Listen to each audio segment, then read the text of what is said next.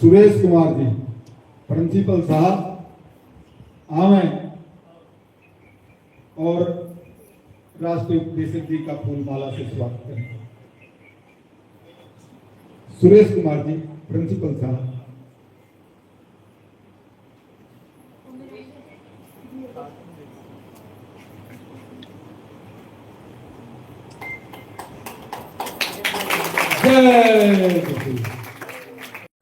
Sanjay master साहब,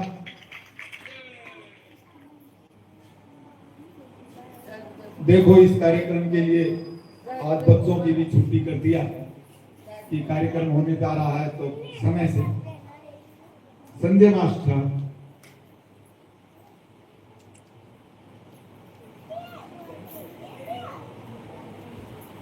राजेश बाबू, Sanjay master, जय। राजेश बाबू,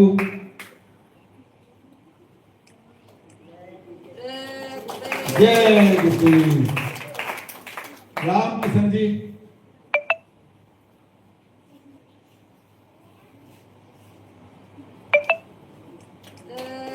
जय गुरु। जिला जींद जय गुरुदेव संगत जिला जींद के अध्यक्ष रमेश कुमार जी,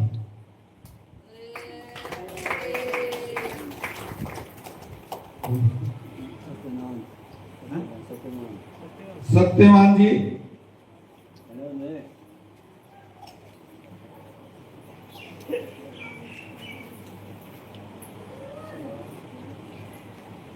बहन जी,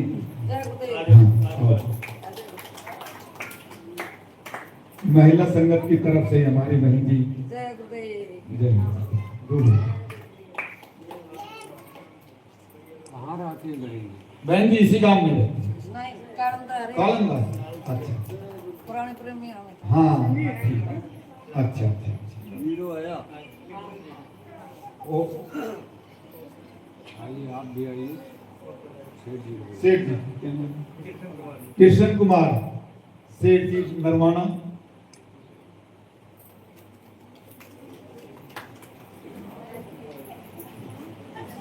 और बच गए। हाँ युवा संगत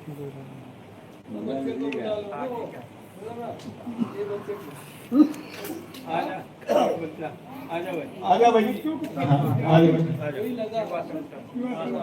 ये युवा संगठन की तरफ से क्या नाम है? सावंत, सावंत जी, सावन सिंह। हाँ जी सावंत सिंह। जय।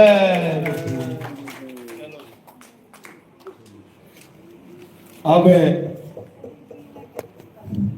स्वागत का ये क्रम पूरा हो गया। उपस्थित ग्रामवासियों, आज आपके बीच में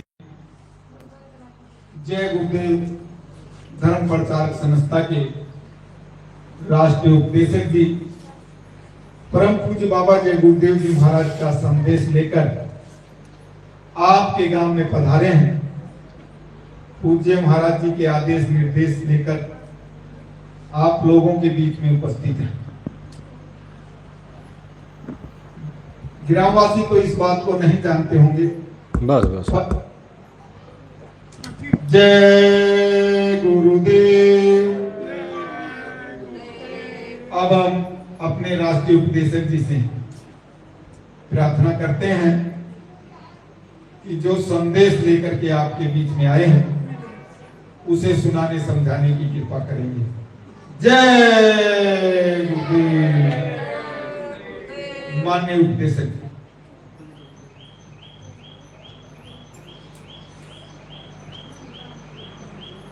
आप सभी लोग प्रेम से परम पिता परमेश्वर कुल मालिक महाप्रभु के पावन नाम को याद करें।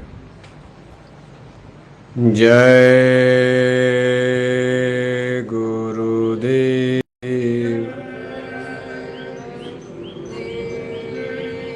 जय गुरुदेव। किसका? जय गुरुदेव।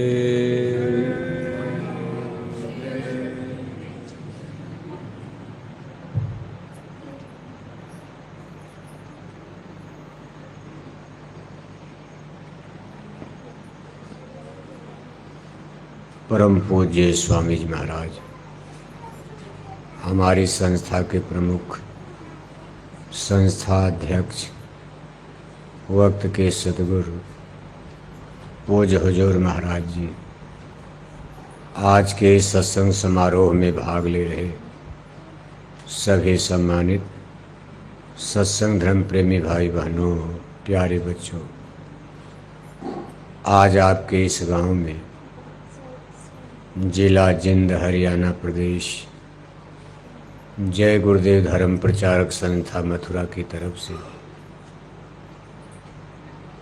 धर्म और अध्यात्म का शाश्वत सनातन संदेश होने जा रहा।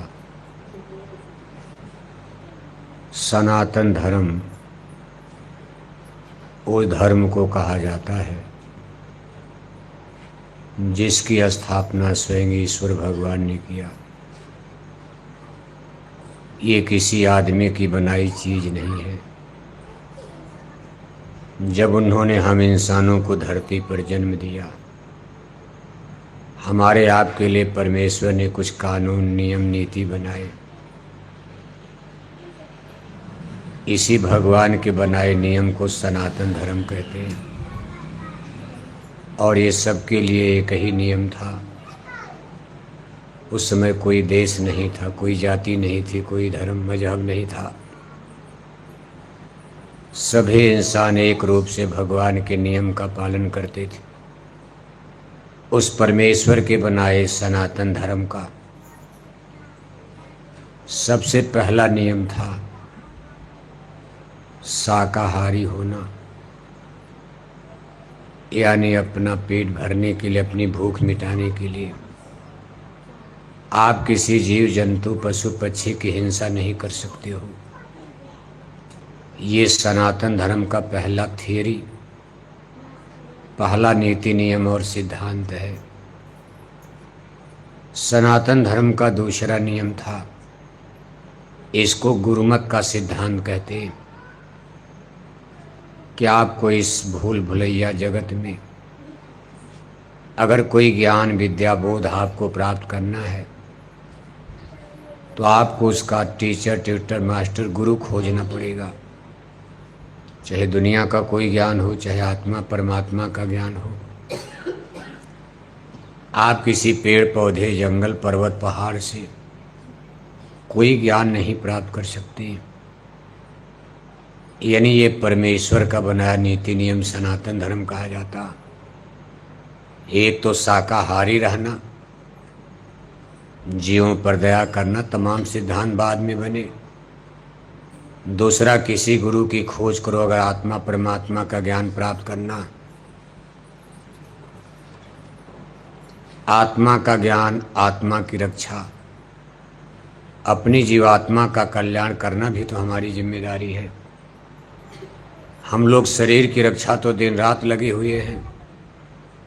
इस शरीर को बढ़िया बढ़िया भोजन देना, बढ़िया बढ़िया कपड़े देना, इसके लिए बढ़िया बढ़िया कोठी हवेली बनाना, सब कुछ।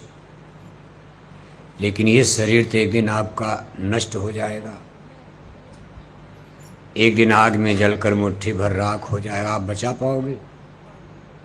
चाहे आप इस शरीर को कितनों आप इसकी खातिरदारी करो, इसको कितने बड़े बड़े डॉक्टर के पास ले जाओ, लेकिन एक न एक दिन ये शरीर आग में जलेगा। सूरज की तरह से चमकता हुआ चेहरा, सोने की तरह से चमकती ये काया शरीर एक दिन आग में जलकर मुट्ठी भर राख हो जाएगा।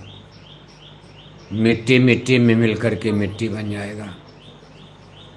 यानी हमारा जीवन केवल शरीर ही नहीं है। अगर केवल शरीर का ही सवाल होता तो हमको आपको पूजा पाठ धर्म कर्म की कोई आवश्यकता नहीं थी। खिलाते पिलाते ये शरीर मर गया, खेल खत्म। लेकिन शरीर के अंत के बाद भी आत्मा नहीं मरती। आत्मा को रोहे रब्बी अमर कहा गया है। भगवान योगेश्वर श्री कृष्ण ने गीता में कहा, नैनम छिंदंती शस्त्राणी नैनम दहति पावक न चैलम क्लेदी अंतः पर न शोषित मारता। इस आत्मा को कोई हथियार काट नहीं सकता, आग जला नहीं सकती, पानी गला नहीं सकता, हवा सूख नहीं सकती। शरीर तो मरता रहेगा, मिटता रहेगा, कटता रहेगा, पिटता रहेगा, लेकिन आत्मा अजर अमर अविनाशी है। इस तरह हमने आपने कितनी शरीर धारण किया होगा, कितनी शरीर आपने छोड़ा होगा, और अभी ये भी शरीर जब आप छोड़ोगे, मरोगे, फिर किसी शरीर में किसी जगह आपको स्थान मिलेगा। हमारा अगली मंजिल, अगला स्थान इससे अच्छा मिले। वर्तमान में जो जीवन है, इससे बढ़िया जगह हमको आगे मिले, बढ़िया जन्म मिले। इसीलिए पूजा पाठ धर्म कर्म सब किया जाता, बल्कि हमारी आत्मा परमात्मा से मिल जाए तो जन्म मरण का झंझट ही, प्रपंच ही खत्म हो जाए। न हमको आपको नरवाना में, जिंद में, हरियाणा में जन्मना पड़े। और जब जन्मोगे नहीं तो मरोगे भी नहीं, मरोगे नहीं फिर जन्मोगे नहीं। ये जन्म मरण का चक्र कब खत्म होगा? जब हमारी आत्मा एक बार फिर परमात्मा से मिल जाए। और उस परमात्मा की खोज में आज दुनिया में इतनी मेहनत, इतना परिश्रम सब लोग अपने अपने तरीके से कर रहे हैं, लेकिन संत महापुरुष संसार में जन्म लेकर हमको आपको शाश्वत सनातन ज्ञान को समझाते हैं कि अगर आपको परमात्मा तक पहुंचना है तो पहला काम तो जीव हिंसा से बचो। आप अपना पेट भरने के लिए, जबान के स्वाद में, अपने जीवन की रक्षा के लिए दूसरे का जीवन मत लेना। यही तो जन्म मरण का कारण बन जाएगा। अपने जबान के स्वाद के लिए बकरी मुर्गी मारोगे, अगले जन्म में आपको बकरी मुर्गी बनना पड़ेगा। अब ये नियम थोड़ा समझ में नहीं आता कि आदमी बकरी मुर्गी कैसे बन जाएगा, लेकिन भगवान का नियम है।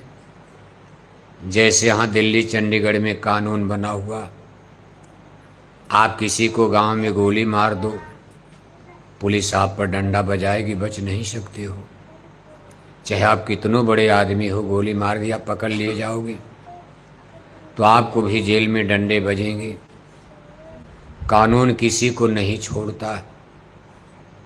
ये भगवान का ही बना कानून है। बकरी मुर्गी मारोगे, अगले जन्म में आपको खुद बकरी बनाया जाएगा। मुर्गी मुर्गा बनकर, पशु पक्षी बनकर आपका जन्म होगा। जैसे समय आप बकरी मुर्गी काट रहे हो, मार रहे हो, अगले जन्म में फिर आपको काटा जाएगा, मारा जाएगा। चाहे गाय मारो, बैल मारो, बकरी मुर्गी मारो।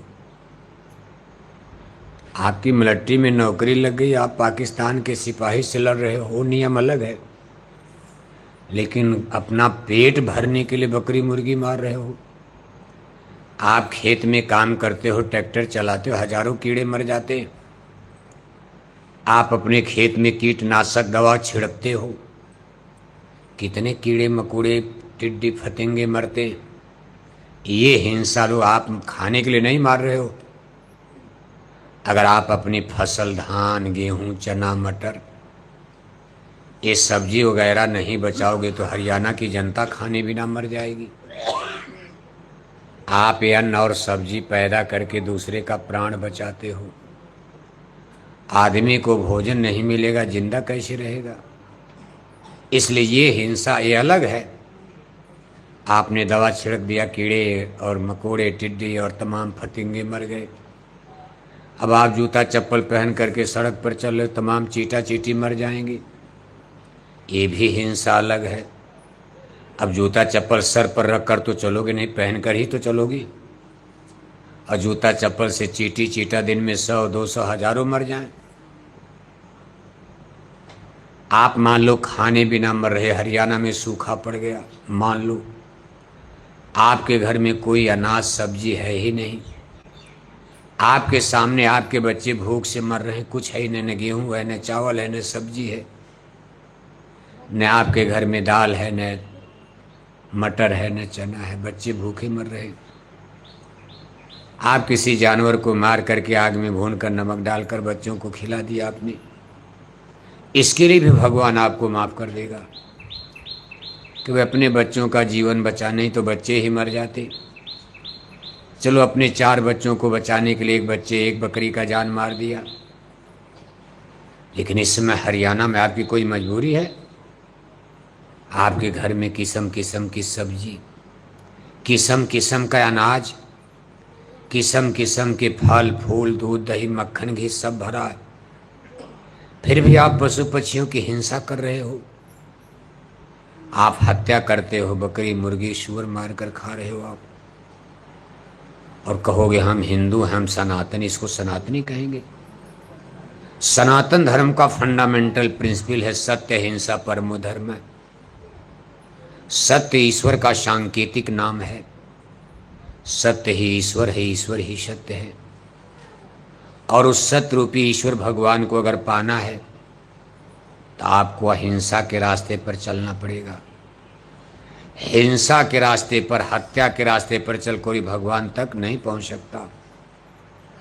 हिंसा और हत्या का रास्ता नरक का द्वार खोलता, आप नरक में डाले जाओगे, भगवान क्या नहीं जाओगे। हिंसा हत्या करने वाले नरक की तरफ जाते हैं, जो अहिंसा के मार्ग पर चलता है वो भगवान के मार्ग पर जाता, परमात्मा की चौखट पर, परमात्मा के दरबार में जाता, उनके लिए दरवाजा भगवान का खुलता। लेकिन आज आप देख रहे हो कि पूजा पाठ धर्म कर्म तो कर ही रहे हो, लेकिन ज्यादातर हिंदुओं का धर्म मांसाहारी धर्म हो गया। कौन धर्म हो गया? कौन धर्म? शाकाहारी धर्म तो लोग छोड़ते जा रहे हैं, और तमाम हिंदू मांसाहारी धर्म, मांसाहारी धर्म।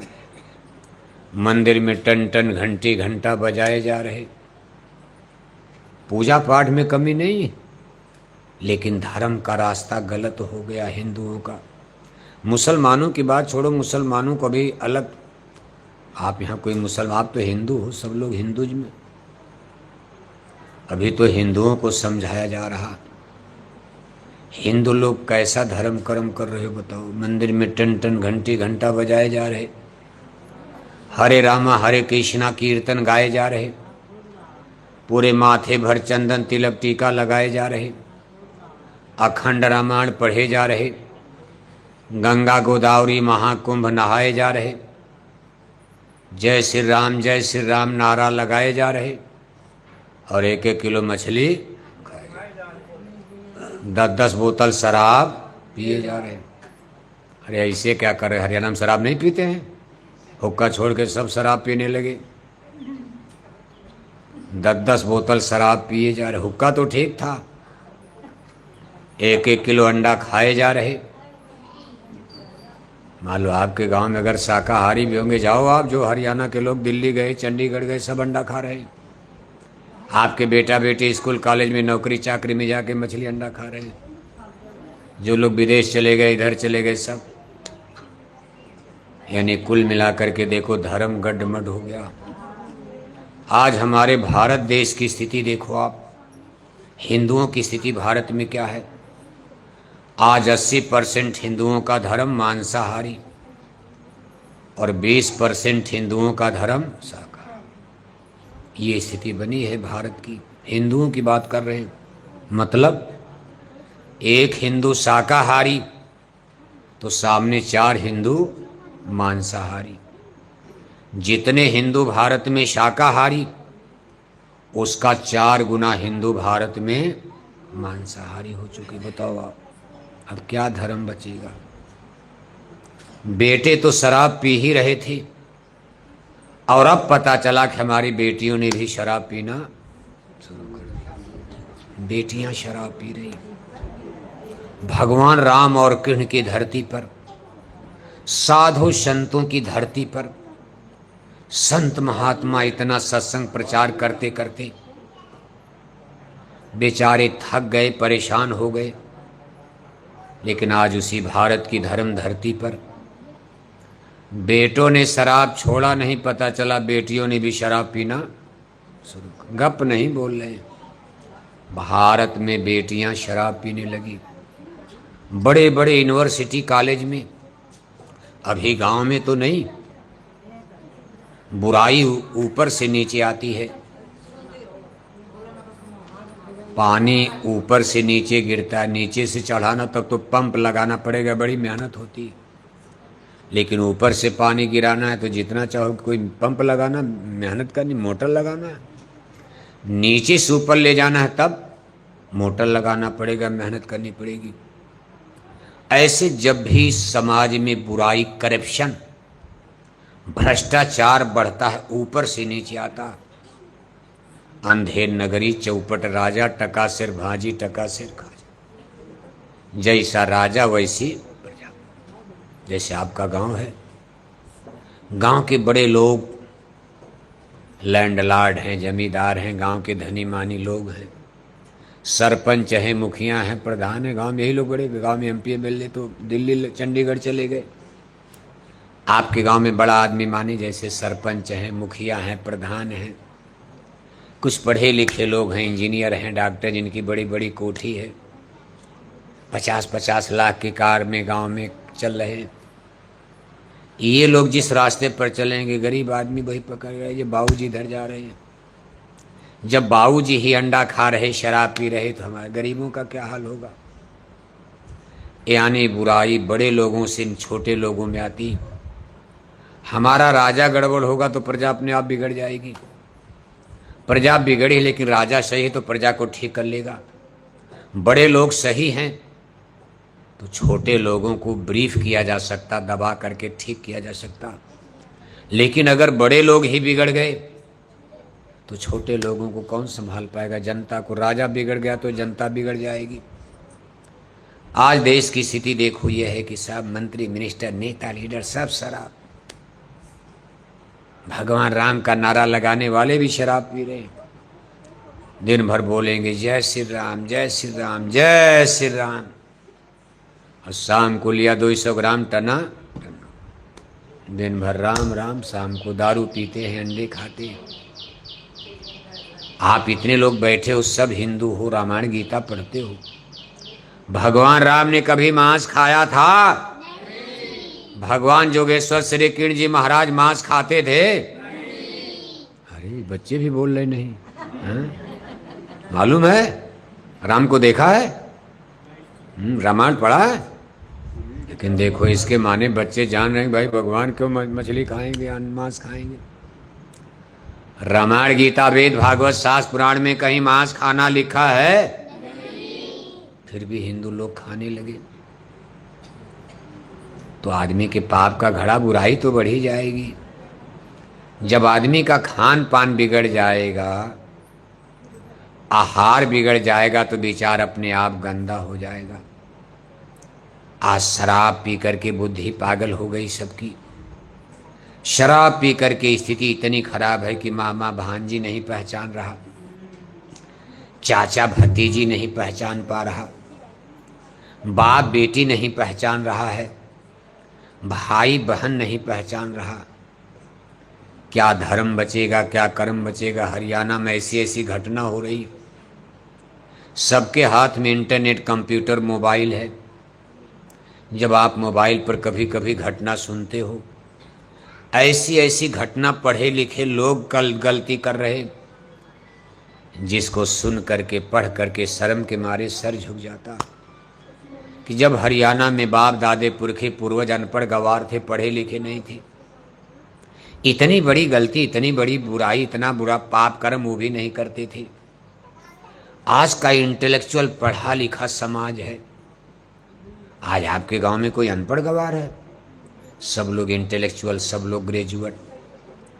आज आदमी का बनाया जहाज चंदा मामा तक जा रहा, कार बन गई, मोटर बन गया, सब इंजीनियर, डॉक्टर, मास्टर, टीचर, गांव गांव वकील, जज, बैरिस्टर, सब बेटा बेटी पढ़ लिख कर फिट। लेकिन करप्शन बुराई का ग्राफ बढ़ता जा रहा। बीए में पास और लिए दिए, संस्कार बिगड़ रहा। बच्चे बच्चियों की शिक्षा तो बढ़ रही, एजुकेशन। हिंदी की जगह लोग अंग्रेजी बोलने लगे, इंजीनियर बन गए, डॉक्टर बन गए, झोपड़ी की जगह कोठी में रहने लगे। साइकिल नहीं थी, अब सब लोग कार में चल रहे। पैजामा धोती खत्म, सब लोग शॉर्ट कोट टाई कोट में हो गए। लेकिन लोगों के चाल चरित्र बिगड़ते जा रहे और ये दिन प्रतिदिन घटना बढ़ती जा रही। हमारी आने वाली पीढ़ियां, आने वाली जनरेशन, आगे जो बच्चे बच्चियां पैदा होंगे उनका चरित्र और बिगड़ जाएगा। इसके पीछे सबसे बड़ा कारण है हमारा गंदा खान पान। ये जो अशुद्ध भोजन बीमारियां भी बढ़ा रहा। इतनी बीमारियों का जोर चल पड़ा है कि इतने बड़े बड़े डॉक्टर, पीजीआई, सब कुछ। जितने बड़े डॉक्टर उतने बड़ी बीमारी। तब तक कोरोना आ गया, उसी में बताओ सब डॉक्टर फेल हो गए। कोरोना याद है कि नहीं याद? हरियाणा के सब डॉक्टर, फिर कोई मरीज को छूना नहीं चाहता था डर के मारे। दुनिया के सारे डॉक्टर अपने अपने घरों में दुबक गए, कहा बाबा हम भी मर जाएंगे। यानी ये बीमारियां इतनी बड़ी क्यों आ रही? पशु पक्षियों की सड़ी गली मुर्दा मांस हमारे खून को भी इसमें पॉइजन पैदा करती, जहर पैदा करती। आप सब्जी अनाज भी अगर सड़ा खा लोगे तो आपका पेट खराब हो जाता। आलू अगर सड़ा है, टमाटर सड़ा है, पालक सड़ी है, उसको भी खा लोगे तो पेट खराब हो जाता, बीमारी हो जाती। ये जानवर की सड़ी गली मुर्दा मांस तो सड़ा ही है। ये आदमी के शरीर में नाना प्रकार की बीमारियों को जन्म दे रही है। इसलिए हमारे गुरु महाराज कहते थे कि बड़ी बड़ी बीमारी और पाल रहे हैं मांसाहारी। कौन पाल रहे हैं? कहाँ पाल रहे हैं? खेत में, पेट में। जहाँ गाय, बैल, बकरी, मुर्गी, सुअर की सड़ी गली मांस सड़ रही है, उसमें किस्म किस्म के वायरस माने कीड़े होते हैं। कीड़े, बैक्टीरिया, जर्म, जीवाणु, कीड़ा। जैसे कोरोना वायरस एक कीड़ा था, दुनिया को हिला दिया। और जहाँ से कीड़ा फैला, एक बुढ़िया के पेट से निकला, चीन में निकला, वुहान शहर था। जैसे आपका जिंद नरवाना शहर है, ऐसे चीन में एक शहर था वुहान, नाम था वुहान। एक बुढ़िया के पेट से कोरोना, बुढ़िया उस समय बाजार में घूम रही थी, तमाम लोग उधर से जा रहे हैं, वो प्रसाद बांट रही सबको। उसके मुंह से, नाक से कीड़े निकल रहे, सबको बीमार कर रहे। अब किसी को क्या पता था कि घर जाते सब लोग बीमार हो जाएंगे। ये नई बीमारी थी और ये चमगादड़ की मांस से पैदा होता है कोरोना वायरस। चमगादड़, ये चमगादड़ की मांस से जन्म लेता। वो बुढ़िया चमगादड़ की मांस, चमगादड़ जानते हो आप? वो बुढ़िया चमगादड़ की मांस खाती थी, चमगादड़ का सूप पीती थी और उसके पेट में बैक्टीरिया, वायरस पैदा हो गया। इतना खतरनाक वायरस देखो पूरी दुनिया में फैल गया, सबको तबाह कर दिया। एक बुढ़िया के पेट से निकला वायरस संसार में तहलका मचा दिया। आज आदमी, मान लो बकरी से कोई वायरस पैदा हो जाए, गाय की मांस से पैदा हो सकता, सूअर की मांस, सूअर तो और गंदा जानवर है, दिन भर टट्टी खाता है। हिंदू टट्टी करे, मुसलमान टट्टी करे, टीबी कैंसर का मरीज टट्टी कर दे, सूअर खा जाता। और उस सूअर को देखो, मुसलमान तो खैर सूअर की मांस को नहीं खाते, लेकिन तमाम हिंदू जनता, हिंदुओं में कुछ हिंदू लोग, सब नहीं, लेकिन कुछ हिंदू लोग सूअर पालते भी हैं, सूअर की मांस को खाते भी हैं। अगर सूअर से कोई वायरस पैदा हो गया तो आपका हरियाणा नहीं बचेगा, सब मारी जाओगी। चमगादड़ के वायरस ने दुनिया को हिला दिया। इतना गंदा जानवर, अगर सूअर से कोई वायरस पैदा हो गया फिर संसार में तहलका मच जाएगा, हरियाणा तबाह हो जाएगा। भजन भक्ति मोक्ष मुक्ति की बात तो छोड़ो आप, शरीर और जीवन भी आपका नष्ट हो जाएगा। परलोक बनाने की बात छोड़ो, मांस खाने वाले से परलोक बनेगा? कितनों घंटा बजाओ, तिलक टीका लगाओ, मछली अंडा खाकर भगवान मिलेगा? ये जीवन भी नहीं बचेगा, संसार नहीं बचेगा।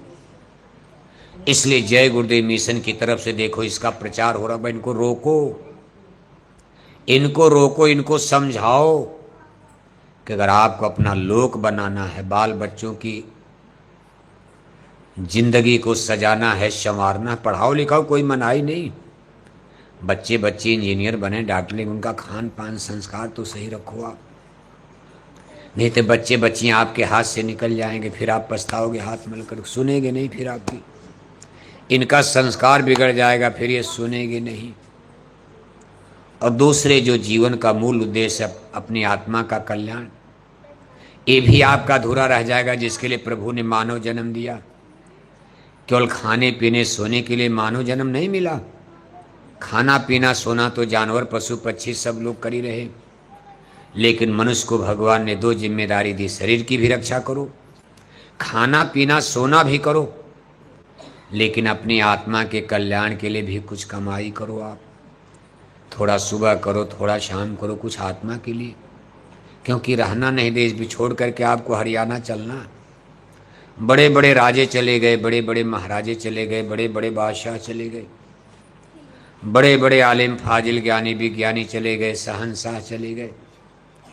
एक राजा था, एक रानी, और मर गए राजा, मर गए रानी, हो गई खत्म, सबकी कहानी खत्म हो गई। बड़े बड़े स्टेट राजघराने सब चले गए। एक दिन हम आप भी चले जाएंगे। कहाँ जाओगे आप? आप तो बस इतना ही जानते हो, जब आपके घर में कोई मरता हिंदू लोगों के, तो 2-4 दिन रोते गाते हो, 13 दिन में तेरही मनाते हो, ब्रह्म भोज। और आप तेरही में पूरे गांव जीवार को नोटिस, सूचना लिखकर भेज देते हो कि मेरे पूजनीय दादाजी का क्या हो गया? क्या हो गया? स्वर्गवास। क्या हो गया? दादी मर गई, क्या हो गया? तेरही में हरियाणा में क्या सूचना देते हो रिश्तेदारों को, गांव वालों को, कि मेरे पूजनीय दादाजी का क्या हो गया? नरकवास? ना ना, क्या हो गया? स्वर्ग। दादी मर गई, स्वर्गवास। पिताजी मर गए, स्वर्गवास। माताजी मर गई, स्वर्गवास।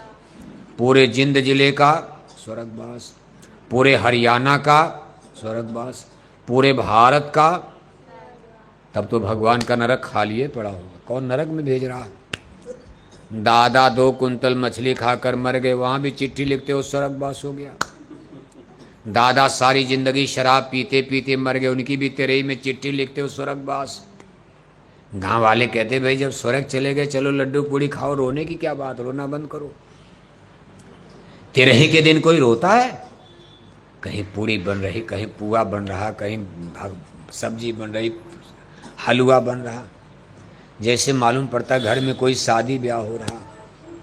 2-4 दिन तक तो खूब रोना गाना, दादा मर गए, दादा मर गए, कहाँ गए।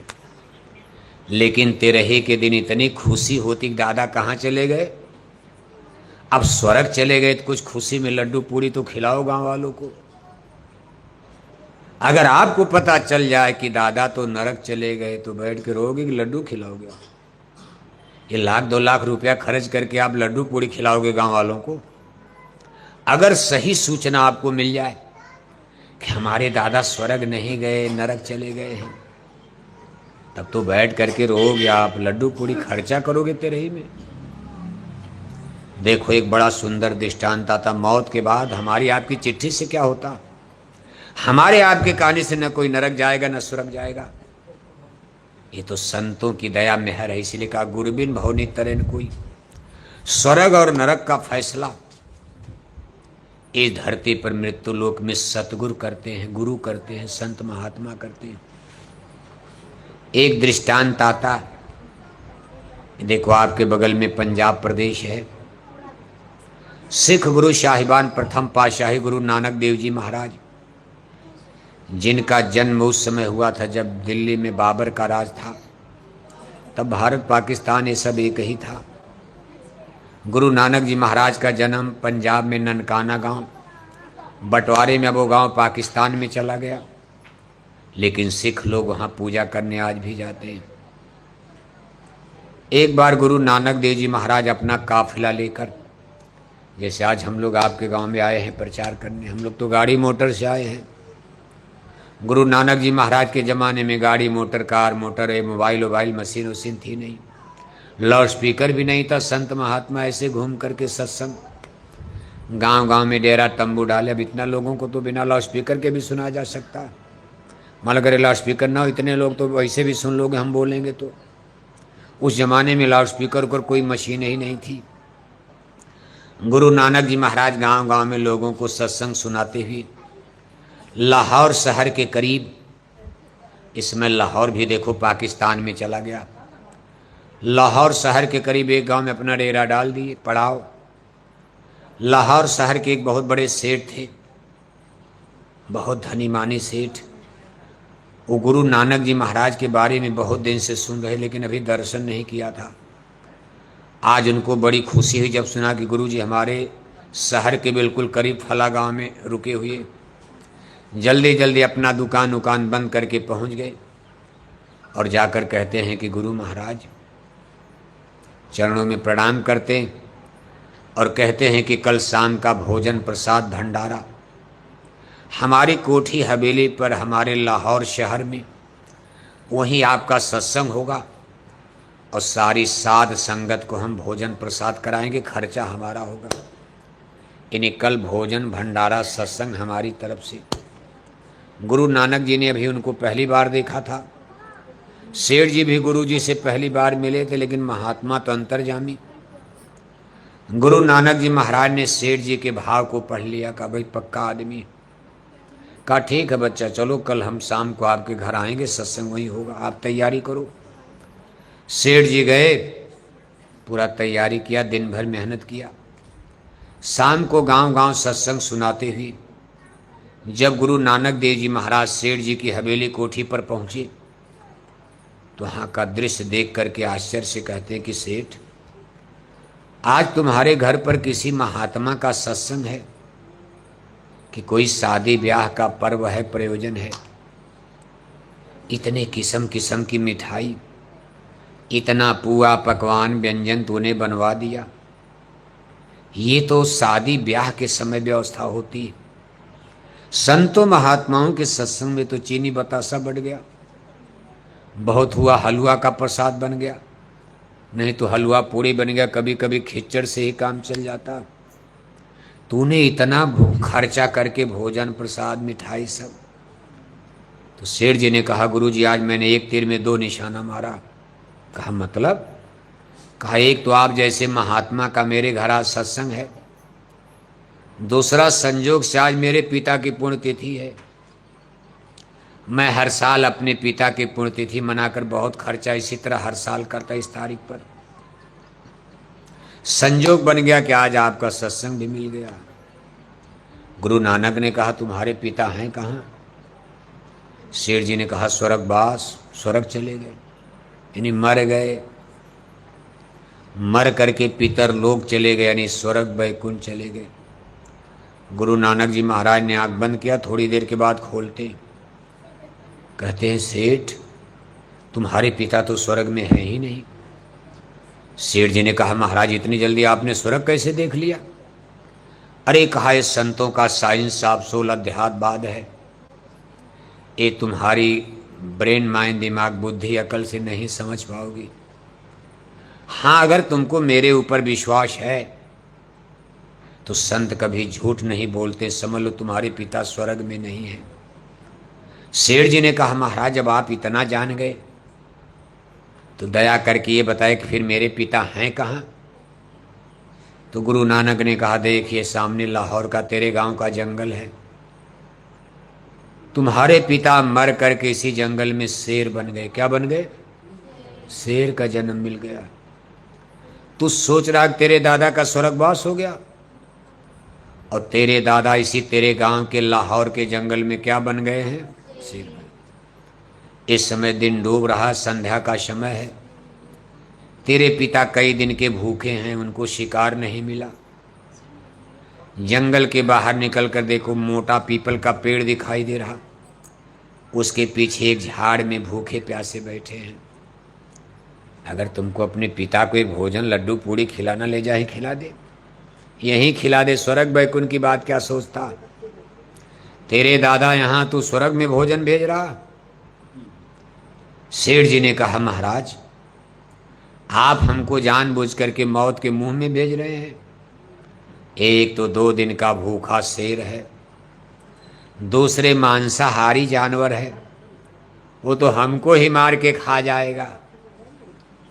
गुरु नानक ने कहा, ना ना ना ना, मैं भेज रहा हूं, तू जाओ। जब तुम्हारी आंख से आंख मिलेगी तो मेरी आध्यात्मिक शक्ति के द्वारा तुम्हारे पिता को अपना पूर्व जन्म याद आ जाएगा। वो तुमको अपने बेटे के रूप में पहचान जाएगा और आदमी की बोली बोलने लगेगा। तो उससे बात करना, वो खुद अपना परिचय देगा। अब सेठ जी को तो भरोसा नहीं हो रहा, एक जानवर, एक शेर आदमी की बोली कैसे बोलेगा? और शेर अपने बेटे को, मुझको मालूम है उसका बेटा वो मेरे पिता, लेकिन अब वो शेर बन गए, मुझको कैसे पहचान पाएंगे? लेकिन अब चूंकि एक गुरु की बात थी और गुरु पर उन्होंने भरोसा कर लिया था, गुरु नानक जी पर सेठ जी को भरोसा जम रहा। कहा भाई गुरु जी तो धोखा देंगे नहीं, चलो देखा जाए। अच्छा, थाली में भोजन लिए, लोटा में पानी लिए, डरते डरते जा, डर भी रहे कि अगर गुरु जी की बात गलत हो गई तो शेर आज हमको मारी डालेगा। जब नजदीक पहुंचे पीपल के पेड़ के पास, तो झाड़ में छिपा हुआ शेर आदमी के आने की आहट सुन करके फुफकार मारकर दहाड़ते हुए सेठ जी की तरफ दौड़ पड़ा। सेठ जी बेचारे डर के मारे जमीन पर बैठ गए, अब तो हमारी जान गई, गुरु जी ने धोखा दे दिया। लेकिन उनको आश्चर्य हुआ जब आंख से आंख मिली, तो जैसे कोई पालतू कुत्ता अपने मालिक को देख करके भौंकना गुर्राना बंद करके पूंछ हिला करके मालिक की गोद में सर रख करके बैठ जाता, ऐसे शेर का गुस्सा बिल्कुल शांत हो जाता सेठ जी को देखते ही, और सेठ जी की गोद में अपना सर रख करके शेर बैठ जाता और बड़ी करुण आवाज में कहता है कि बेटा, बोल दिया आदमी की बोली, कहा बेटा इस जन्म में मुझको बड़ी तकलीफ है। मैं लाहौर शहर का सबसे बड़ा सेठ था, मैंने अपने जीवन में कितना दान पुण्य किया।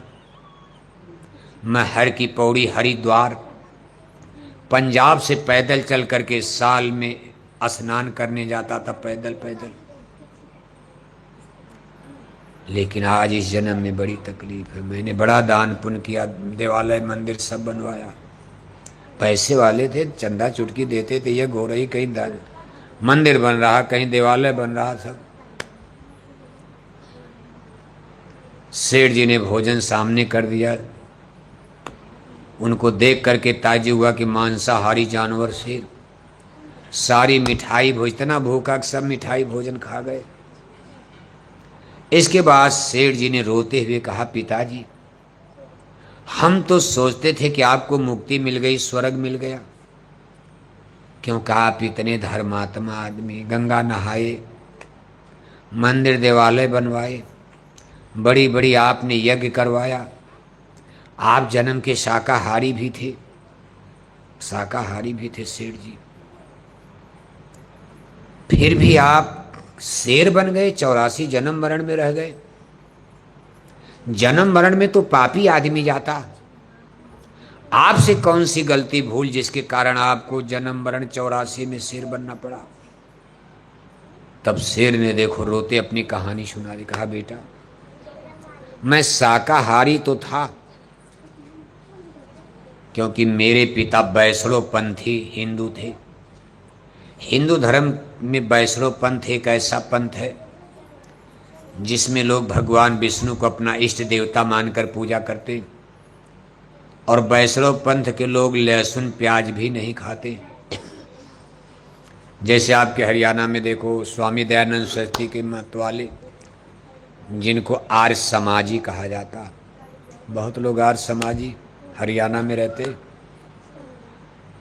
आर्य समाज में भी लहसुन प्याज तो सब कुछ खाते पीते। अब तो सब धर्मों का केवल नाम रह गया है, बाकी तो खाना पीना सबका गड़बड़ हो गया। कहा बेटा मेरी मांस खाने की इच्छा तो बनी रहती थी, लेकिन अपने माता पिता के डर के मारे मैंने कभी मांस नहीं खाया। और जब मैं मरने लगा तो समय एक घटना घट गई। पड़ोसी के चूल्हे पर मुर्दा मांस पक रही थी, बिल्कुल बगल में ही मांस पक रही थी, इधर मैं मर रहा हूं। उसकी गंध मेरी नाक में पड़ी तो मेरी मांस खाने की इच्छा बड़ी तेज हो गई कि अगर मुझको मांस मिल जाती तो मैं खा लेता। मर रहा हूं फिर भी इच्छा है। उसी समय मेरा प्राण निकल गया। दूसरी मुझसे गलती हो गई कि मैंने धर्म कर्म तो दान पुण्य तो बहुत किया, लेकिन मैंने गुरु नहीं कर पाया। इसलिए जब परमेश्वर के दरबार में मैं गया, मेरे सारे पूजा पाठ धर्म कर्म खारिज कर दिए गए। गुरबिन भव ने तरह न कोई, जो बिरंच शंकर शम हुई। जैसे आप कितनों पढ़े लिखे आदमी हो, लेकिन स्कूल का मास्टर अपनी दस्तखत न करे आपकी सर्टिफिकेट पर, मार्कशीट पर अपनी मोहर और ठप्पा न लगाए, तो आपकी मार्कशीट सर्टिफिकेट की कहीं मान्यता नहीं है। एक मास्टर का दस्तखत उस पर होना चाहिए कि आपने जितनी, ये आपकी डिग्री है ये पक्की है, धोखा नहीं है।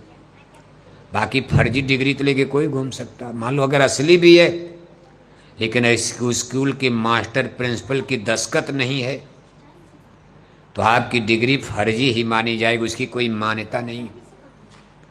इसीलिए कहा गुरबिन होई न ज्ञान। इसीलिए हमारे धर्म ग्रंथों में गुरु की महिमा बयान की गई। किसी भी गुरु से दस्तखत करानी पड़ेगी, आपके पूजा पाठ धर्म कर्म आप भले करो। कहा बेटा मैं गुरु भी नहीं कर पाया, निगुरा रह गया। इसलिए भगवान ने मुझको मांसाहारी जानवर शेर बनाकर जन्म दे दिया कि भाई आप जीवन भर मांस खाकर अपनी इच्छा पूरी कर लो। मांस खाने की इच्छा मरते समय तो मांसाहारी जानवर बन गया। भगवान की इच्छा तो थी नहीं। मरते समय जो इच्छा रहेगी वहीं आपका जन्म होगा। मरते समय कोई भगवान को थोड़ो न याद करता। कोई बीवी को याद कर रहा, कोई बच्चे के लिए रो रहा, कोई अपनी कोठी के लिए, कोई जमीन के लिए, कोई बगीचा के लिए। कोई कहता हाय मेरी कोठी, हाय मेरी हवेली। मरते समय लोग इसके लिए रोते। और जब तक दुनिया के लिए रोते रहोगे, बार बार यहां जन्म मरण होता रहेगा। जब आप भगवान के लिए रोने लगोगे, जीते जी भगवान के लिए रोना शुरू कर दिया, मरते समय भी भगवान के लिए रोओगे, तब आप भगवान के पास पहुंच जाओगे। जैसे मीराबाई ने रोया। मीराबाई ने देखो कितना आंसू बहाया भगवान के लिए। कहा मीरा दर्द दीवानी, दर्द मुरी का कोई जानी। रैन दिना मोरे नींद ने आवय, भावय अन्न न पानी। बेकल तड़पू पिया तुम कारण, जागो रैन बिहानी। ऐसा वैद मिले कोई भेदी, देश विदेश पिछानी। खोजत खोजत संत रविदास मिले मोर सदगुरु। दीनी सूरज शहदानी, मैं मिली जाई पाए पी अपना, तब मोरी पीर बुझानी। मीरा खाक खलक टंडारी, तब अपना घर जानी। मीराबाई ने देखो भगवान को पाने के लिए चित्तौड़ का राजपाट छोड़ दिया। चित्तौड़ का राजपाट, किला महल सब छोड़कर पग बांधे गुगरू नाची मीरा। और आज लोग मंदिर में जाते हैं तो और जमीन मांगते हैं, पैसा मांगते भगवान से कि भगवान अभी कम है, 1 लाख मिल गया, अभी 1 घर हो गया। अब पूजा करने जा रहे, कहा महाराज 1 घर और दे दो आप। चलो 1 घर और मिल गया। तब भी इच्छा पूरी का भगवान 1 घर और दे दो, अब कि हमारी जिंद में कोठी बन जाए। चलो जिंद में भी बन के कहते भगवान 1 कोठी चंडीगढ़ में बन जाए। बताओ, मीराबाई किला महल घर मकान छोड़ करके जंगल में जा रही। और आज आदमी भगवान से ही दुनिया की चीज मांग रहा। जो चीज हमारे लिए बाधक है, बंधन है, यही तो पैरों की बेड़ी बनी। इसको माया की छाया कहते। गो गोचर जहलो मंजाई, सो सब माया जानो भाई। जितना देख रहे हो जगत का पछारा, ये सब भूल भुलैया माया की छाया, इसी में तो जीव फंसा। और मरते समय भी इसी के लिए आदमी रोता गाता, इसलिए जन्म मरण में झूलता रहता। अब देखो सेठ जी अपना लोटा थाली उठाए गुरु के पास आए, नानक के पास लगे रोने चरण पकड़कर। कहा गुरु महाराज आज आपने मेरी बुद्धि खोल दिया। मैं तो सोचता था मेरे दादा स्वर्ग चले गए और मेरे पिताजी जंगल में ही शेर बन करके भटक रहे हैं, उनका उद्धार कर दिए। गुरु नानक ने कहा मैंने प्रसाद दे दिया। ये जो संत के हाथ का छुआ हुआ प्रसाद तेरे पिता ने खाया है, 1 हफ्ते के बाद उस पीपल के पेड़ के नीचे शेर मर जाएगा, उसको मैं मानव जन्म में वापस जन्म दिलाऊंगा, फिर मनुष्य बनाऊंगा। जस तस 84 से काढ़ा नर देही में फिर ले डारा। अगले जन्म में तुम्हारे पिता को मैं अपनी संगत में भर्ती करूंगा, उसको मैं फिर सत्संग सुनाऊंगा, नामदान दूंगा, गुरु दीक्षा गुरुमंत्र दूंगा। नाम कमाई ध्यान भजन सुमरन करा करा करके अगले जन्म में मैं तेरे पिता का उद्धार कर दूंगा। कहने का कुल मतलब यह है कि जब तक हम आप शाश्वत सनातन चीज को नहीं समझेंगे तब तक हमारा आपका पूजा पाठ आडंबर पाखंड अंधविश्वास में जा रहा। हम लोग धर्म के नाम पर अधर्म कर रहे हैं। देखने में तो धर्म है, लेकिन आज आदमी धर्म के नाम पर कितना बड़ा पाप हो रहा। हिंदू भी कर रहे, मुसलमान भी कर रहे। सिख देखो पंजाब, सिख गुरु साहिबानों ने तो शाकाहारी धर्म बताया। चाहे गुरु नानक जी महाराज आए, गुरु नानक के बाद अंगद जी महाराज आए, तीसरे गुरु अमरदास महाराज, फिर रामदास महाराज, गुरु अर्जुन देव जी महाराज। पंजाब में देखो 10 गुरु, अंतिम गुरु गोविंद सिंह। 10 गुरुओं का धर्म था शाकाहारी। क्या धर्म था? शाकाहारी।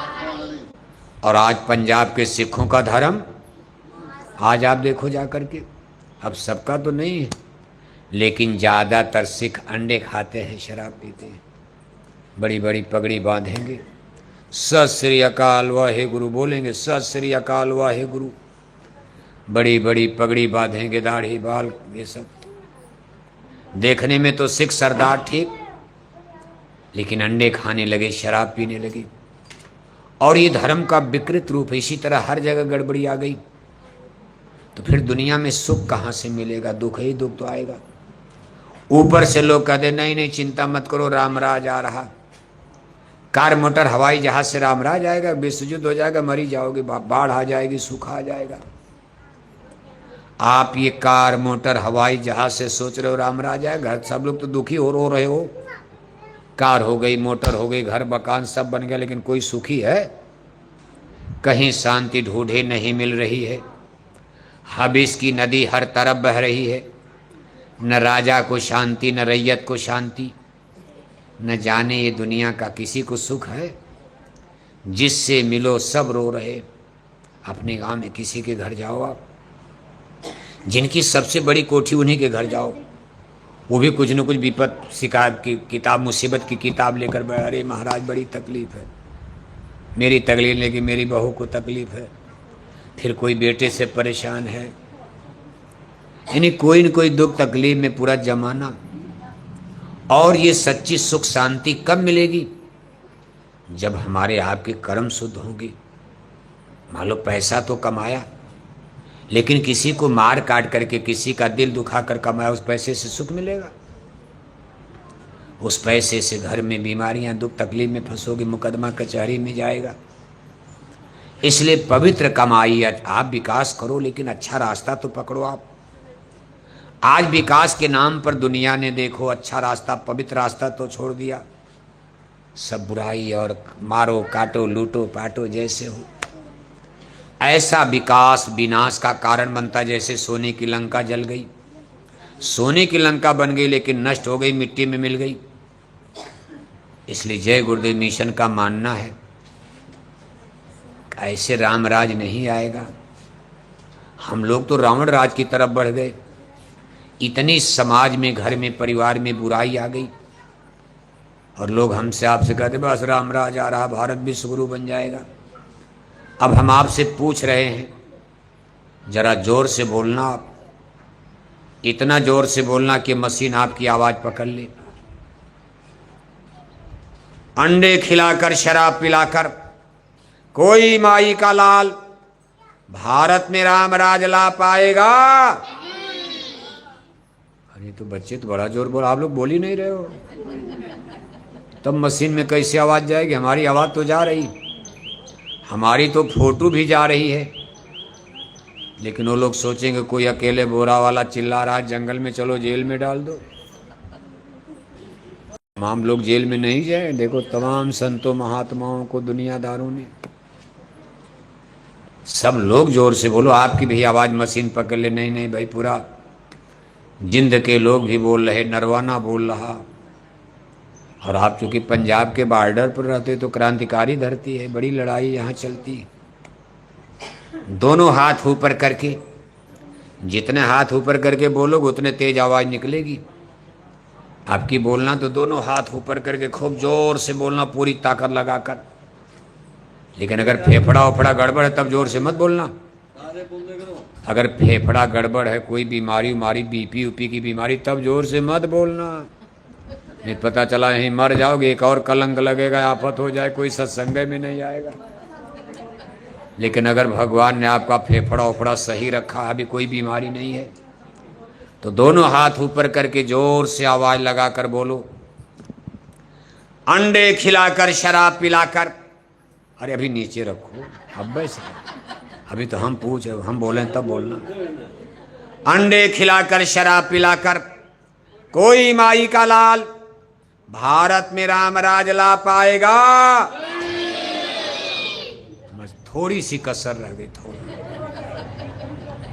एक बार और मेहनत करो, ये थोड़ा सा मेहनत। अंडे खिलाकर शराब पिलाकर कोई माई का लाल भारत में राम राज ला पाएगा। अब देखो फोटो बढ़िया गई आप। और ये मशीन के द्वारा आपकी आवाज दिल्ली तक जा रही। कहाँ जा रही?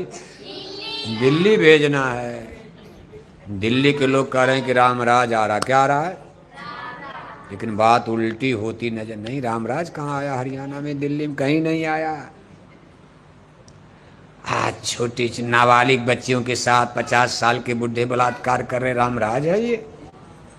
ऐसा बुरा पाप कर्म तो रावण ने भी नहीं किया। बेटी की उम्र है 8 बरस, 7 बरस, 50 साल का बुढ़ा जंगल में पकड़कर बलात्कार करता।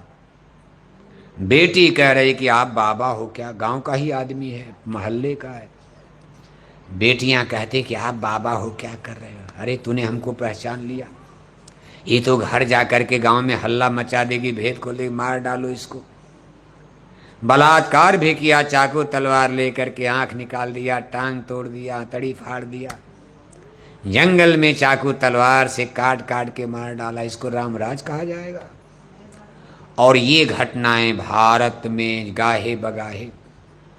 कुछ हम लोग जान जाते हैं, मोबाइल में आ जाता, कुछ दबा दिया जाता। बड़े बड़े एमपी हैं, एमएलए हैं, मंत्री हैं, मिनिस्टर हैं, बड़े बड़े घरों के बच्चे जब गलती करते तो उनकी बात को दबा दिया जाता पैसा देकर। छोटे छोटे लोगों की बातें आ जाती तो हम लोग कभी कभी सुन लेते हैं। ऐसी घटना हो गई, हरियाणा में हो गई। हरियाणा में भी होती है, पंजाब में भी होती है, यूपी में भी होती है, बिहार में भी होती। कहीं ज़्यादा हो रही है, कहीं कम हो रही, लेकिन हो रही हर जगह। इसको कैसे रामराज कहा जाएगा? भगवान राम के रामराज में अंडा बिकता था, भगवान राम के रामराज में शराब बिकती थी, भगवान राम के रामराज में मुर्गी फार्म खुलता था, भगवान राम के रामराज में सुअर पालन चलता था, भगवान राम के रामराज में मछली पालन खुलता था, भगवान राम के रामराज में नसबंदी गर्भपात परिवार नियोजन होता था। और आज इस राज्य में बंद हो गया। हरियाणा में सब चल रहा, मुर्गी पालन, मछली पालन, सुअर पालन, नसबंदी गर्भपात परिवार नियोजन, बलात्कार, व्यभिचार, दुर्व्यवहार, मार काट, हिंसा। ये राम राज्य है? इसलिए धोखा हो रहा है। और ये लोग जनता को कहा चिंता मत करो, रामराज आ रहा। रामराज धोखा दिया जा रहा धर्म के नाम पर। जय गुरुदेव मिशन का मानना है, अगर आपको वास्तव में भारत में रामराज लाना है, माँ बहन बेटियों की लाज बचाना है, भारत को विश्व गुरु बनाना है, तो मछली अंडा शराब की दुकानों को बंद कराना पड़ेगा। बिना इसके बंद कराए कभी राम राज, अच्छा समाज का निर्माण नहीं हो सकता। और जब सब लोग शाकाहारी होकर कुछ भगवान का भजन पूजा पाठ करोगे तो देवी देवता भगवान भी आपसे खुश होंगे, तब आपके हरियाणा में सूखा नहीं पड़ेगा, बहुत बड़ा लाभ होगा। इतनी बड़ी गारंटी कोई एमपी में ले देंगे। हम आज आपसे कह रहे हैं, अगर आप शाकाहारी हो जाओ, मान लो पूरे हरियाणा के लोग शाकाहारी हो गए, सुबह शाम कुछ देवी देवता भगवान की स्तुति वंदना पूजा पाठ अपने घर में, साधु नहीं, सब लोग साधु बन जाओगे तो ट्रैक्टर कौन चलाएगा? रोटी कहाँ से मिलेगी? सब लोग भीख मांगोगे रोटी के लिए। जब पैदे नहीं होगा गेहूं, सब साधु बन गए हरियाणा के लोग, तो फिर भोजन कैसे मिलेगा? तो कोई साधु मत बनो, अपने घर परिवार में ही साधु, माने अच्छा काम करो, पवित्र काम, घर में ही साधु बन जाओ।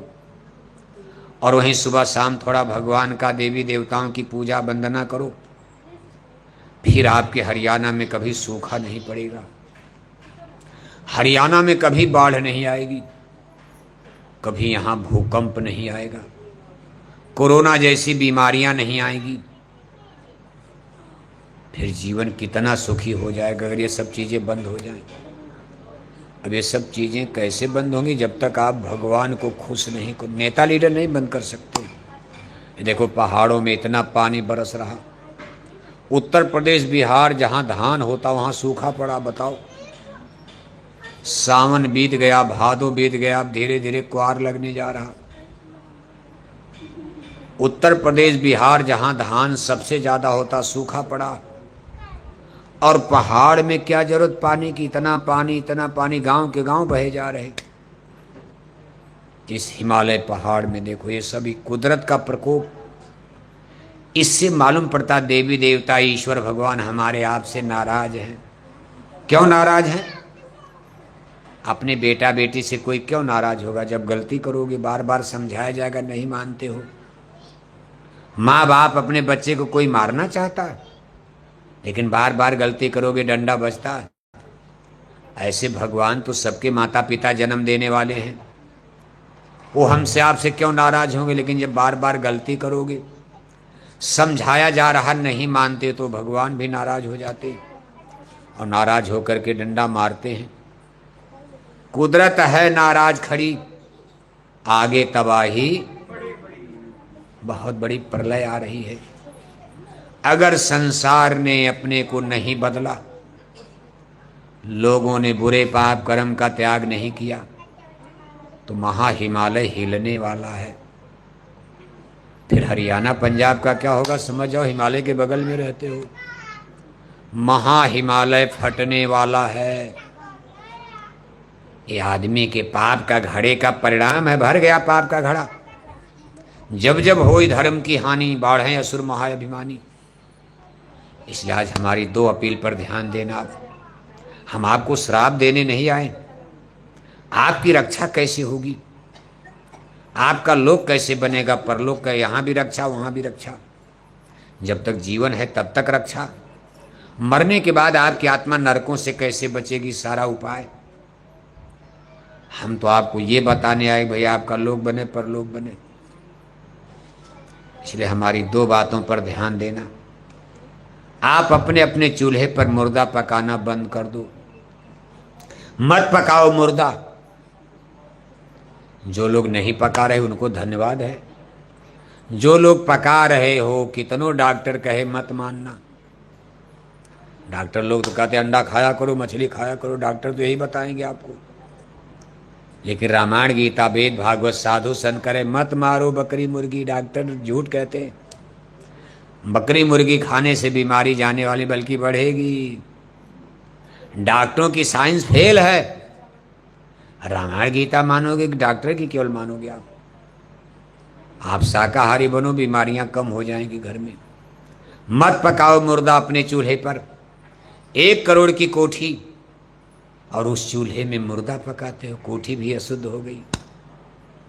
दूसरी हमारी आपसे अपील है, अपनी आत्मा के कल्याण के लिए किसी गुरु की खोज कर लो। आप कोई गुरु मिल जाए, जिंद में मिल जाए, पंजाब चले जाओ वहाँ मिल जाए, बगल में हिमालय है चले जाओ, हिमालय में कोई गुरु, वहाँ बहुत महात्मा है। हरियाणा में कोई गुरु मिल जाए, वैसे हरियाणा के कई गुरु तो जेल में चले गए, सब तो जेल में गए नहीं, बहुत गुरु लोग अभी बाहर हैं। इसी हरियाणा में ही खोजो, लेकिन गुरु भी सोच समझ करके किया करो। ये नहीं कि जिसे को चाहा गुरु बना लिया। अब किसी को अंग्रेजी नहीं आती, वो अंग्रेजी आपको क्या पढ़ाएगा? अंधा गुरु और बहिरा चेला होए नरक में ठेला। सतगुरु की खोज करो, सतगुरु जो शब्द भेद को जानते हो। हमारी स्पिरिट आत्मा दोनों आंखों के बीच में सिचुएटेड है, जिसको जीवात्मा कहते हैं। जहां बिंदी टीका लगाते यहाँ आत्मा बैठी है। इस जीवात्मा को जो ब्रह्म से नाम की डोली वेद वाणी ब्रह्म वाणी से जोड़कर जो परम पिता परमात्मा ब्रह्म पुरुष तक पहुंचा दे, भगवान तक, उनको शब्द गुरु कहा जाता। जागो शब्द गुरु मेरे घट में। ऐसा कोई गुरु आपको मिल जाए तो खोज लेना। मालूम नहीं कोई मिल रहा है, आपने बहुत खोजा, तो हम आपसे अपील करेंगे एक बार आप जय गुरुदेव आश्रम मथुरा पधारो। मथुरा हिंदुओं की पवित्र धरती है, भगवान के ने भी वहीं अवतार लिया, वहीं गुरु जी का आश्रम है। वहाँ साल में 4 बड़े बड़े मेले लगते हैं, आध्यात्मिक मेला। एक खिलौना मिठाई वाला मेला नहीं, आध्यात्मिक मेला, सत्संग मेला। और इस चारों मेले में लाखों लाख लोग देश विदेश से पधारते। अभी देखो एक मेला नवंबर के महीने में 28 नवंबर से 2 दिसंबर तक वहाँ चलेगा। 5 दिन का 2 घंटा सुबह 2 घंटा शाम, लगातार 5 दिन आपको सत्संग सुनने को मिलेगा। 30 नवंबर जो पूजा की मुक्ति थी तारीख है, उस दिन हमारे पूज्य महाराज जी का दर्शन, उनका सत्संग। नए लोगों को नामदान गुरुदीक्षा गुरुमंत्र यानी भगवान के भजन का भेद रास्ता भी बताया जाएगा। उसी दिन वहाँ मंदिर के देवता से दया दुआ बरकत की प्रसाद भी बटेगी, मिलेगी। इन सारी चीज़ों का लाभ फायदा लेने के लिए एक बार आप जय गुरुदेव आश्रम मथुरा जरूर पधारो। जय गुरुदेव आश्रम मथुरा के बारे में कान से तो आप बहुत दिन से सुन रहे हो, दूर दूर से, लेकिन दूर से कान से सुनने वाला ज्ञान गलत होता। आंख से नज़दीक से देखोगे तो सही ज्ञान प्राप्त होता। नज़दीक से देख लिया, आप चल करके वहाँ देखो, समझो, जानो। सबके पास अकल बुद्धि है। खुद अपनी बुद्धि से विचार करो, भाई हमने बहुत गुरु, बड़ी महात्मा, धर्म कर्म तो दुनिया करे, लेकिन जय गुरुदेव मिशन क्या कर रहा? इसी सनातन धर्म को बचाने के लिए, शाकाहारी धर्म की स्थापना के लिए आज लाखों लोगों ने देखो टाट पट्टी बोरा पहन लिया। ऐसा कोई मिशन आपको धरती पर नहीं मिलेगा जिसमें लाखों लोग बोरा पहने। एक भीख मांगने वाला भिखारी भी बोरा नहीं पहनेगा। आज के ज़माने में कोई बाप अपने बेटे को बोरा नहीं पहना सकता, लेकिन हमारे गुरु महाराज ने लाखों लोगों को बोरा पहना दिया। क्यों? इस सनातन धर्म की रक्षा के लिए। हमारे लाखों भाई बहन शाकाहारी जैकेट पहनकर एक एक गांव गोद लेकर बराबर घर घर जा रहे और लोगों से अपील कर रहे हैं कि हाथ जोड़कर विनय हमारी, हो जाएं सब शाकाहारी। इतनी मेहनत हो रही। सनातन धर्म, सनातन धर्म माने शाकाहारी धर्म। सनातन धर्म माने शाकाहारी। सनातन धर्म माने मांसाहारी। सनातन धर्म नहीं जो आप सुनते हो मोबाइल में, जो लोग कह रहे हिंदू सनातन, हिंदू गाँव खाओगे मुर्गी अंडा बकरी को हम सनातन। ना ना ना, सनातन धर्म का मतलब शाकाहारी धर्म। सनातन धर्म का मतलब शाकाहारी, सच्चा धर्म, पवित्र धर्म, शुद्ध धर्म। तो आप एक बार जय गुरुदेव आश्रम मथुरा पधारो। हमारे देखो सेठ जी नरवाना में रहते भाई रमेश जी, वहाँ से बहुत लोग बराबर मथुरा जाते रहते। उन्होंने इस कार्यक्रम का आयोजन भी किया। हम लोग इस गांव का क्या पता, वही देखो इस गांव में लेकर के आए नरवाना के सेठ जी भाई रमेश जी, जो इस जिला संगत संगठन जिन्न के जय गुरुदेव मिशन के जिला अध्यक्ष भी हैं। मथुरा दरबार से उनको जिम्मेदारी, पूरे जिले की जिम्मेदारी देखना, हम उनको धन्यवाद भी देते हैं कि कुछ ही समय में उन्होंने कम से कम एक छोटे मोटे कार्यक्रम का आयोजन कर दिया। और चलो इतने लोगों ने आपने सुन लिया, आपको भी धन्यवाद है। गर्मी भी है, बरसात भी है, फिर भी आप इतने लोग आगे जल्दी जल्दी की सूचना पर आप सभी ग्रामवासी भाई बहनों को भी बहुत बहुत धन्यवाद है। हमारे हरियाणा प्रदेश के प्रांतीय अध्यक्ष भाई बुधिराम जी, जो महेंद्रगढ़ जिले के रहने वाले हैं, लेकिन पूरे प्रदेश की जिम्मेदारी उनके कंधों पर मथुरा दरबार से दी गई। हमारे गुजरात प्रदेश अहमदाबाद के माननीय जीतू भाई पटेल जी, उत्तर प्रदेश गोरखपुर के बाबू रामहेश सिंह जी, उत्तर प्रदेश जौनपुर जिले के माननीय देवी प्रसाद एडवोकेट वकील साहब, ऐसे हजारों लाखों लोग देखो लगे हुए हैं इस सनातन धर्म के प्रचार प्रसार में, लोगों को समझाने बताने में। स्वयं हमारे पूज्य हुजूर महाराज जी, जो इस समय संस्था के प्रमुख हैं, वक्त के सद्गुरु हैं, छोटे बड़े काफले लेकर जाड़ा गर्मी बरसात हर सीजन में, महीने में लगातार अपनी जन जागरण यात्रा लेकर के चलते रहते, कठिन मेहनत करते रहते कि भाई ज़्यादा से ज़्यादा लोगों तक ये ज्ञान पहुंच जाए, सच्चा सनातन धर्म का संदेश ज़्यादा लोग जान जाएं, समझ जाएं। अभी इस समय देखो उत्तर प्रदेश के जौनपुर जिले में चल रहे, 4 महीना वहाँ रहने के बाद मथुरा पधारेंगे और फिर भंडारे का कार्यक्रम मथुरा में होगा। आप सभी भाई बहनों को एक बार फिर बहुत बहुत धन्यवाद है।